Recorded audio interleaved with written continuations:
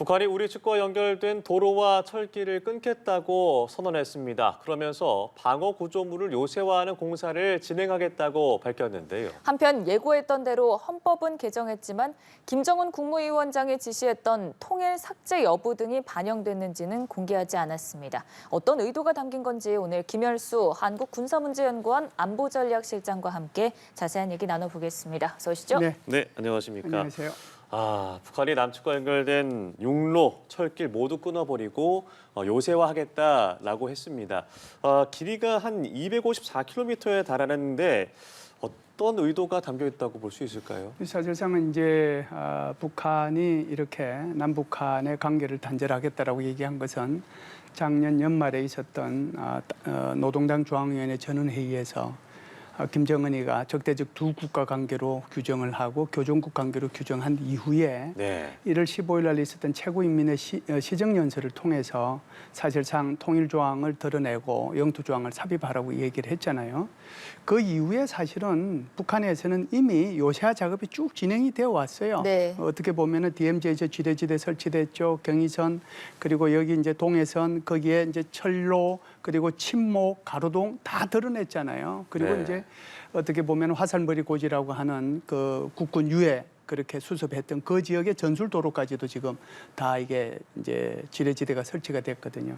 그러니까 앞으로 이제 더 이제 한다라고 하는 것은 결국은 이 지역 전체에 걸쳐서 아마 지뢰지대도 더 보강하고 그다음에 대전차 방호백도 더 철저히 구축하고 대전차 참호 이제 전차가 못 넘어오도록 하는 것도 구축을 하고 그다음에 화력 진지도 더 보강하고 그런 것들을 통해 가지고 요새하겠다라고 하는 그런 의도로 읽히고요.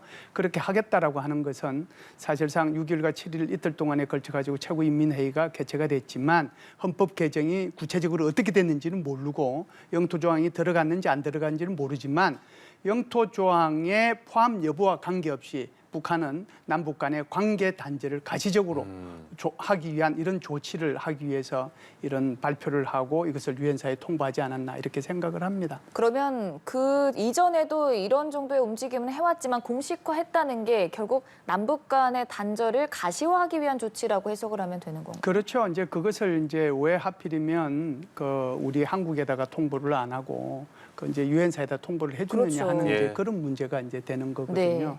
사실은 이걸 지난 한 10개월 동안 북한은 계속 해왔잖아요. 해왔는데 하필이면 왜 그랬느냐라고 하는 거죠.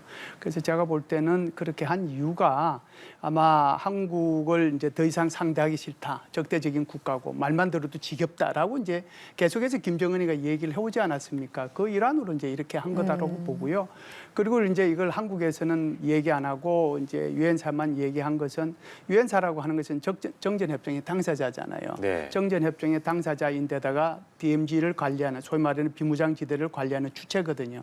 그러니까 여기다가 이제 통보를 해줌으로써 사실상 한국과 미국을 갈라치게 하는 한미 동맹을 분열시키기 위한 그 일환으로 이제 이것을 했다라고 이제 하나는 보고요. 두 번째는 이런 겁니다. 이제 미국의 대통령 선거가 이제 2달 좀 안 남았잖아요. 그렇게 되면 다음 행정부가 들어서게 될 텐데 어떻게 보면은 대화의 어떤 그 시그널을 이런 것들을 통해서 한번 보여주지 않았는가 이렇게 봅니다. 네.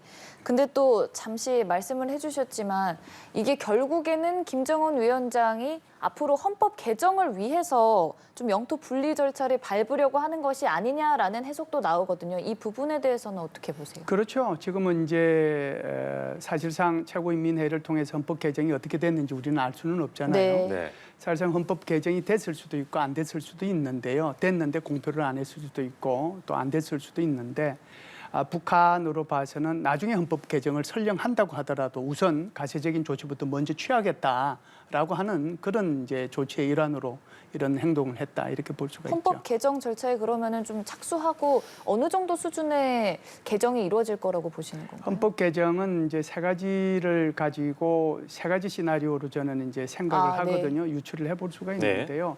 첫 번째 시나리오는 이번에 헌법 개정은 됐다. 그런데 헌법 개정의 구체적인 내용은 과거에도 그랬듯이 가끔씩 한 30일 있다가 50일 있다가 이렇게 발표하는 경우가 있거든요. 그래서 그 구체적인 내용은 나중에 발표할 거다. 그래서 그것을 보면 마침 헌법 개정이 있고 난 뒤에 9.19로 북한에서 유엔 사령부에 지금 요새화 조치를 취하겠다 통보를 해주지 않았느냐. 네. 이걸 보면 영토 조항이 분명히 그 안에 들어갔기 때문에 이런 조치를 유엔사에 통보했다. 이게 첫 번째 시나리오예요. 네. 그렇죠? 그러면 두 번째 시나리오는 이번에는 아마 못했을 거다. 그 못했던 이유가 이게 영토 조항이라는 게 쉽지 않거든요. 그 북한이 우리 이제 한국 같은 경우에는 이제 우리 영토 조항이 헌법 3조에 한반도가 그 부속 도시로 된다라고 돼 있잖아요. 그러면 그렇죠. 북한은 이것을 아주 이제 브로드하게 자기네들도 광범위하게 포함을 시켜서 넣어야 되는데 어떻게 넣죠 이것을?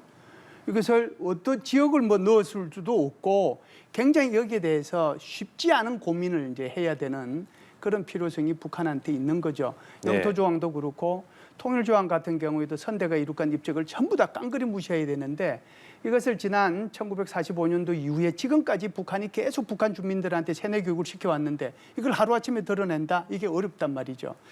그래서 이번에 이것을 그 최고인민회의에서 헌법 개정을 못한 게 아니냐. 그래서 김정은이가 여기에 대한 불만으로 최고인민회의에 참석을 해서 시정연설을 하는 대신에 오히려 김정은 국방참모대학에 가서 자기가 하고 싶은 말 다 해버렸다. 이게 이제 두 번째 시나리오예요. 네. 그럼 세 번째 시나리오는 어떤 게 있느냐 하면 지금 북한의 최고인민회의 대의원들이 687명이거든요. 네. 그 사람들 임기는 5년입니다. 그런데 그 5년의 임기가 언제 끝나고 새로운 선거가 되었어야 되느냐 하면 올해 3월 달이에요. 올해 3월 달에 네. 임기 끝났어요. 그런데 이 사람들 지금 최고인민회의 대의원 선거를 아직도 안 했단 말이죠. 그러네요. 그래서 그렇다라고 하면 이 내용도 복잡하고 좀 더 수기할 과정이 있으니 그렇다고 하면은 내년도에 최고인민회의 대의원 선거를 거쳐서 새로운 대의원을 뽑고 그 대의원들을 가지고 뭐 영토조항의 신설이나 또는 통일조항의 삭제나 이런 것들을 좀 하면 되지 않겠는가. 예. 그러면은 이제 이 세 가지 시나리오잖아요. 그럼 제가 볼 때는 세 번째 시나리오가 가장 그래도 현실성이 있지 않겠는가 이렇게 봅니다. 다시 한번 말씀해 주시면 네. 첫 번째 시나리오가 개정을 했는데 아직 발표가 안 된 것이고 두 번째는 못했던 것이고 세 번째가 다시 말씀해 주신다면 네, 세 번째는 이제 하긴 할 거다. 할 거다. 하긴 할 예, 예. 건데 그 할 시기가 아마 내년도에 최고인민회의 대의원 선거를 거치면 이제 그때 하게 될 거다. 그래서 이제 질문하셨으니까 최고인민회의는 통상 1년에 두 번을 예. 해요. 한 번은 1월 초에 합니다.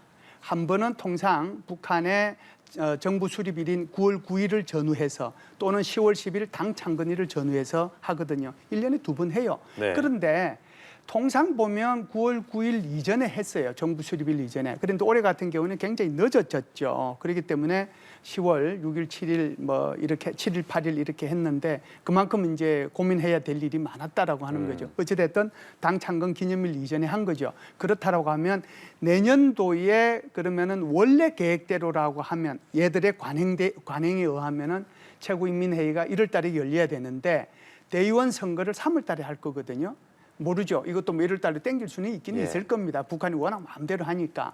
그렇다라고 하면은 3월 달에 하게 되면은 3월 달 대의원 선거 끝나고 그리고 나서 이 헌법 개정을 제대로 해서 공표를 하지 않겠는가 이렇게 보는 것이죠. 네. 과연 어떤 시나리오인지는 뭐 짧게는 한 달 내 그리고 길게는 내년 즈음에 확인을 할 수 있을 제 것 말이 같고요. 좀 맞았으면 좋겠네요. 네. 저희가 확인을 좀 언젠가는 할 수 있을 것 같고요. 네. 그러면 북한이 내놓은 메시지에 대한 얘기도 좀 해보겠습니다. 네. 사실 그제만 하더라도 우리는 대한민국을 공격할 의사가 없다라고 했는데 어제는 또 남쪽과 연결된 철로를 다 끊겠다 이런 어찌 보면 상반된 입장을 내놨거든요. 네. 이게 전략인 걸까요? 아니면 좀 바뀐 걸까요? 예, 이건 전략이라고 봅니다. 아, 네. 북한이 이제 전형적으로 쓰고 있는 화전 양면 전술이죠. 그러니까 한쪽으로는 평화를 얘기하고 하지만은 실제로는 전쟁을 준비한다는 그런 뜻이거든요. 네. 지금 말씀하신 것처럼 김정은이가 7일 날이죠. 김정은 국방참모대학에 가서 뭐라고 그랬습니까? 나 한국에 침략할 의사 없다. 네. 그러면서 지금은 이제 각종 요새지대를 구축을 하고 DMZ에다가 무슨 뭐 지뢰지대 설치하고 침묵 드러내고 마치 이제 한국을 침략 안 할 것처럼 얘기하잖아요. 그러면서도 김정은이가 놓치지 않고 얘기한 게 있어요. 뭐냐? 그게 이제 1월 15일 날 최고인민회의의 시정연설을 통해서 이렇게 얘기했어요.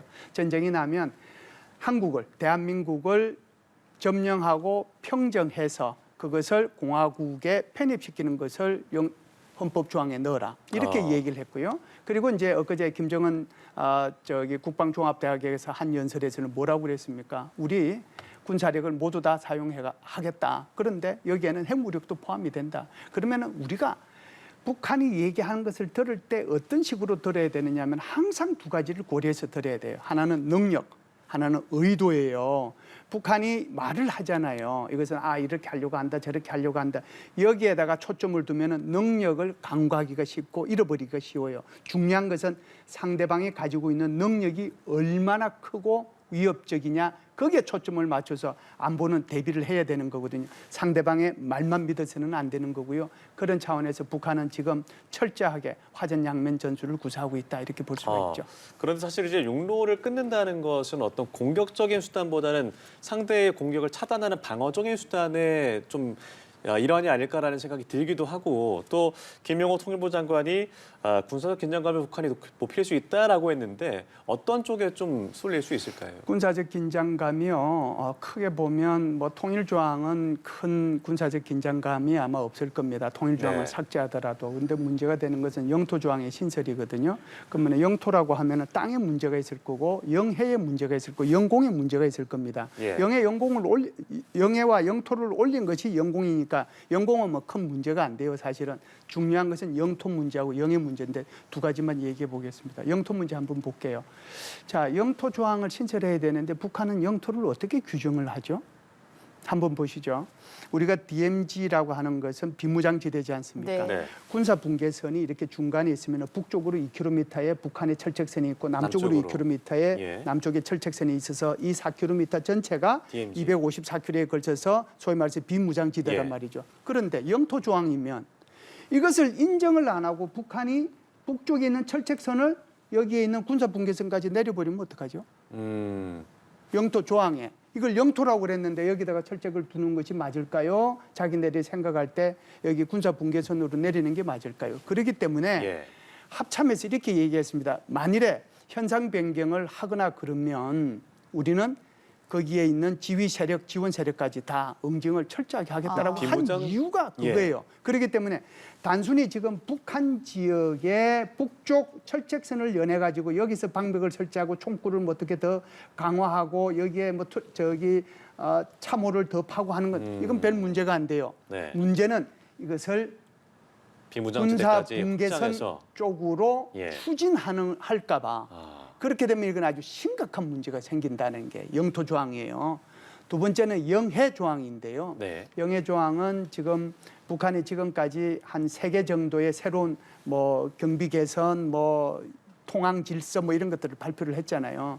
발표를 했는데 그 선들이 모두 다 우리가 얘기하고 있는 그러니까 북방 한계선 NLL이라고 네. 하는 것보다 남쪽에 있어요. 만일 그 남쪽에 어느 한 선을 정해가지고 이것을 자기네들 영해라고 하면 그러면은 결국은 충돌이 어디서 일어나겠어요? 불가피하겠네요. 예. 결국은 그것이 북방 한계선이라고 하는 NLL과 자신들이 중요하는 영해선 사이에 거기에 이제 충돌이 일어나는 거잖아요. 그러면은 영토 문제에서도 충돌이 일어날 수도 있고 영해 문제에서도 충돌이 일어날 수 있어요. 그렇기 때문에 아마 북한에서도 이것을 구체적으로 뭐 이렇게 표현을 하기가 굉장히 곤란했을 거고 그것 때문에 이제 이렇게 발표도 좀 안 하고 뭐 그런 가능성이 있긴 한데 만일 이 조항들이 제대로 삽입이 된다면 그리고 이제 이것이 헌법에는 안 가더라도 자기네들의 어떤 법률 그 이하의 어떤 규범에 이것이 포함이 된다라고 하면 남북한의 긴장은 훨씬 더 고조될 가능성이 영토상에서 영해상에서 일어날 수 있다 이렇게 보죠. 이게 북한의 최근 움직임을 보면 쓰레기 풍선을 살포하기도 했고 또 방사포 시험 발사를 하기도 했고요. 그리고 이제는 영토와 관련된 카드를 좀 꺼내는 듯한 느낌이거든요. 그 이유는 뭐라고 보세요? 그러니까 이제 북한이 240mm 신행 방사포 검수사격 할 때 김여정이가 참관을 했거든요. 네. 근데 240mm 신행 방사포는 저게 이제 기동성 면에서 능력 면에서 굉장히 이제 많이 과거에 비해서 향상이 된 거죠. 240mm 방사포라고 하는 것이 우리 수도권을 향한 북한의 122mm하고 240mm 방사포가 주 핵심 세력이거든요. 네. 240mm 방사포의 그 발사관이 늘어나고 사거리가 40에서 60km 늘어나고 또 거기에 그전에는 궤도형이었다가 이게 바퀴형으로 차륜형으로 바뀌면서 훨씬 더 기동력이 좋아졌거든요. 네. 그것을 이제 검수사격을 몇 번에 걸쳐서 했는데 엊그제 이제 저걸 김여정이가 참관해가지고 했단 네. 말이죠. 저것을 한 이유는 제가 볼 때는 오히려 한국에 대한 어떤 그 위협 이런 것보다는 다분히 러시아의 수출을 염두에 두고 저런 검수사격을 하지 않았는가 이렇게 봅니다. 두 번째는 지금 북한이 끊임없이 이렇게 풍선을 날려보내고 있는데 이것은 사실상 풍선의 개수는 줄어들고 무게도 줄어들었습니다. 네. 전체적으로 보면. 그럼에도 불구하고 한국의 어떤 그 시민단체가 보내는 횟수나 시민단체가 보낸 사례와 관계없이 지금은 북한이 계속해서 보내고 있거든요. 네. 이것은 끊임없이 한국 국민들을 괴롭히겠다. 고통을 주겠다라고 하는 거고 한국 국민들로 하여금 윤석열 정부에 대해서 반대하도록 만들겠다. 그럼으로 인해서 남남 갈등을 일으켰다. 이 목적이 있는 거예요. 네. 그리고 나서 지금 이제 적대적인 두 국가론에 의해 가지고 남북의 관계를 완전히 단절시키기 위한 그런 조치를 하고 있는데 어떻게 보면 남북 간의 관계를 그렇게 단절시키겠다고 한 북한이 남쪽으로 그렇게 풍선을 보내는 것이 이율배반적이죠. 네. 사실상 아니 그렇게 단절하면 안 보내야 되는데 지금 보내고 있는 거잖아요. 그래서 북한의 이런 의도들을 한마디로 요약하기는 힘들지만 어찌됐든 북한으로 봐서는 체제 유지에 굉장히 이제 관심을 갖고 체제 유지가 굉장히 지금 중요한 자신들의 그 생명선이라는 그런 생각을 가지고 이런 조치들을 취하고 있지 않는가 이렇게 봅니다. 체제 유지를 위해서 이렇게 좀 계속 움직임을 보인다는 게 그러면 체제 유지에 대해서 불안감을 느끼는 것 아니냐는 해석과도 이어질 것 같거든요. 아우 굉장하죠. 북한으로 봐서는 이제 그냥 제가 생각해도 그런 생각은 들어요. 달라진 한번 움직임 좀 보시죠. 있습니까? 한번 보시죠. 예. 한국하고 북한하고 GDP 차이가 몇 배 정도 될 것 같아요? 60배. 아. 그러면 개인 소득 차이는 30배. 우리가 한 2배 차이 나도 굉장히 큰 거잖아요. 그런데 이게 60배 그러면 이게 말이 안 되는 거예요. 한국의 국방비보다 더 작은 게 북한의 1년 예산이란 말이에요. 예? 그런데 이제 이렇게 되다 보니까 한국이 잘 산다는 걸 너무나 잘 알아요. 북한 주민들이. 그래서 북한 전 사회에 한류가 퍼질 대로 퍼져 있거든요. 그러면은 여기를 대해서 단속을 해야 되잖아요. 단속을 하기 위해서 북한이 계속해서 법을 3개를 만듭니다. 하나는 반동사상 배격법, 그다음에 청소년 교양보장법, 평양문화보호법. 그래서 이런 것들을 통해서 남한 드라마를 보거나 USB를 뭐 이렇게 살포하거나 유포하거나 같이 보거나 하면 처형하잖아요. 네. 교도대 데리고 가고 교화시키고 감옥수 보내고. 그래도 건절이 안 된단 말이죠. 그 방법은 뭐냐? 이 계속해서 남북한의 평화 통일 이렇게 꺼내니까 북한 주민들이 한민족이니까 한국에 계속 기대하는 기대가 점점 커지는 거죠. 그럼 반대로 얘기하면 뭘까요? 북한 체제가 불안한 거죠. 아, 이거 자칫 잘못하다가는 내가 무너질 수도 있겠네. 그 생각이 강력하게 드는 거죠. 그렇기 때문에 지금 남북한 관계를 단절하고 교중국 관계로 규정하면서 북한 주민들한테 한국을 적대국이라고 계속 교육하도록 하고 한국 거에 대해서 한류나 이런 것들을 갖다가 못 보도록 하면서 한국의 어떤 문화 유입이나 정보가 들어오지 못하도록 차단하려고 하는 거죠. 네. 그만큼 김정은으로 봐서는 불안을 느끼는 거죠. 근데 참 웃긴 게 체제 유지를 한다면서 계속 고립주의 쪽으로 가는 게 아닌가라는 생각이 들기도 하는데 러시아에는 손을 내밀고 있지만 중국과는 관계가 예전만 못하다라는 얘기도 있습니까? 현재 이제 북중러 관계는 어떻게 보세요? 지금 말씀하신 것처럼 사실상 스스로가 그렇게 이제 국경 폐쇄하잖아요. 이번에도 네. 폐쇄 국가라고 요새 국가로 가면 점점 더 폐쇄되잖아요. 점점 더 폐쇄되면은 점점 더 사실상 어떻게 보면 체제 붕괴가 더 빨라질 수도 있는 거죠. 예, 그런 것들을 김정은이가 깨달으면 아마 개방 쪽으로 개혁 쪽으로 이렇게 나가면 오히려 더 체제도 살리고 남북 간의 관계도 좋아지고 평화 통일의 길도 열리고 할 텐데 그 선택을 잘 못하는 거죠. 겁이 나니까. 예. 두 번째는 지금 질문하신 것처럼 북중러의 관계인데 우리가 북중러 삼각동맹 이런 얘기도 많이 했지만 사실상 북한과 러시아의 군사동맹이 완전히 복원됨으로써 중국은 굉장히 이를 불편하게 여기고 있는 거죠. 그렇기 때문에 이제 아시다시피 김정은이가 중국을 방문했을 때 같이 이제 걸었던 그런 그 발자국 그런 것도 아스콘으로 다 없애버렸잖아요. 예. 그것만 없애버린 것이 아니고 지금 뭐 북한으로 관광객 한 명도 안 들려보내죠. 그리고 이제 중국에 나와 있던 북한의 송출 인력들 그게 이제 비자 만료되면은 전부 다 돌려보내고 새로운 비자 안 내주고 있죠. 그리고 세관 검사 철저히 하고 있죠. 심지어 김정은용 물품도 지금 압수도 하고 있고 그런 상황이거든요. 그래서 사실상 올해가 북중 수교 75주년이에요. 그래서 이제 우호의 조중 우호의 해로 선포를 해가지고 하는데 아무것도 지금 이루어지는 게 없단 말이죠. 그래서 사실상 북한과 중국과의 관계는 굉장히 대면대면한 관계로 오히려 가고 있다. 그래서 압록강 대교도 개통도 안 되고 네. 있고 그 현판마저 다 철거를 했잖아요. 네. 그렇기 때문에 사실상 북한과 러시아의 관계가 심화되면 심화될수록 중국과 북한과의 관계는 훨씬 더 멀어지고 있다. 이것이 오늘날 북중 내의 관계를 단편적으로 보여주고 있다. 이렇게 볼 수 있죠. 네. 북한의 움직임에 대한 해석들 김열수 한국군사문제연구원 안보전략실장과 함께 얘기 나눠봤습니다. 고맙습니다. 고맙습니다. 감사합니다.